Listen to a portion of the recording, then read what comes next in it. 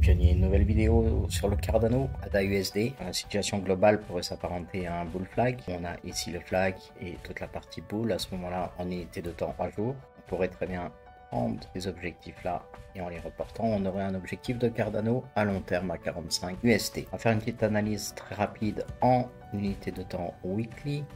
On peut se rendre compte que l'on a une très jolie divergence bull que je vous matérialise ici, qui est donc une divergence bull cachée.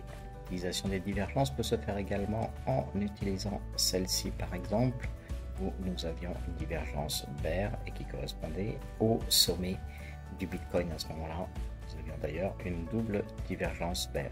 Je vous rappelle la théorie très rapidement du bull flag. En fait, on se retrouve avec un mât comme celui-ci et ensuite donc le flag en lui-même qui vient nous faire en général plusieurs retests des sommets et des supports, ce que l'on a eu ici, et ensuite on vient rejoindre une cassure, donc la cassure qui reporte exactement la longueur du mât comme je l'ai fait, d'où le report d'objectif aux alentours des 45-50 $. Si l'on vient se reporter en unité de temps 3 jours, on récupère donc notre divergence bull, on voit qu'elle est bien matérialisée. Si on vient se reporter en unité de temps daily, donc journalière, on a bien notre divergence bull qui se matérialise de cette façon-ci.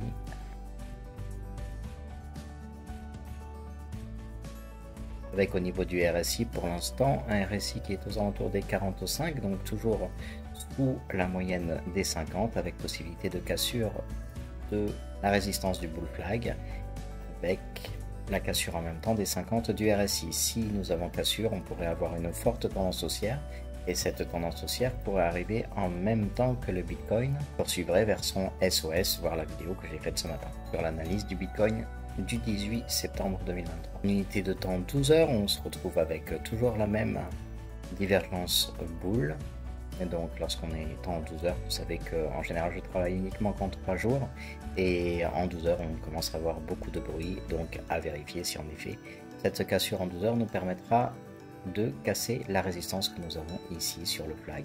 On va repasser en 3 jours, on va venir chercher donc l'indicateur maison. Avec l'indicateur maison, on s'aperçoit qu'on est en train de rebondir directement sur la zone de demande en 3 jours. La zone de demande en 3 jours avec cassure donc du RSI à ce niveau-ci. Donc on a bien le RSI qui passe au-dessus de sa moyenne et on récupère des bougies de nouveau vert. Donc on va juste garder simplement que les bougies Kenashi. On a bien des bougies qui repassent au-dessus donc de la SSL2 et on a bien une indication d'achat pour l'instant.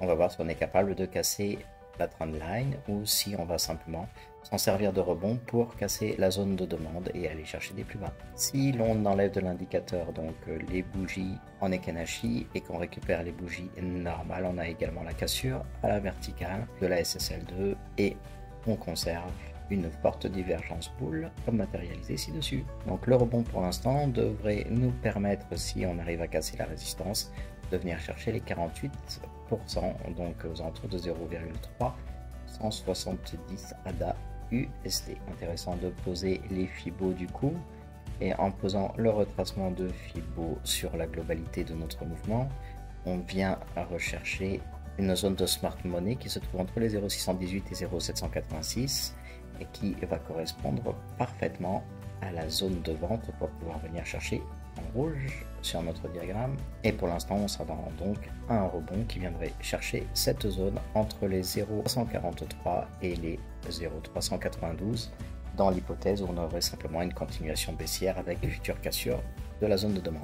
Dans tous les cas, il va être important d'attendre la fin de la clôture journalière et de vérifier que notre bougie reste bien dans le vert, voire même fasse une engulfing et puisse récupérer 2 ou 3 bougies à la hausse, ce qui sera un fort mouvement bullish. Si la vidéo vous a intéressé, n'hésitez pas à la liker, à la partager et à nous rejoindre dans le Discord pour plus d'analyses ainsi que sur le Twitter. À bientôt.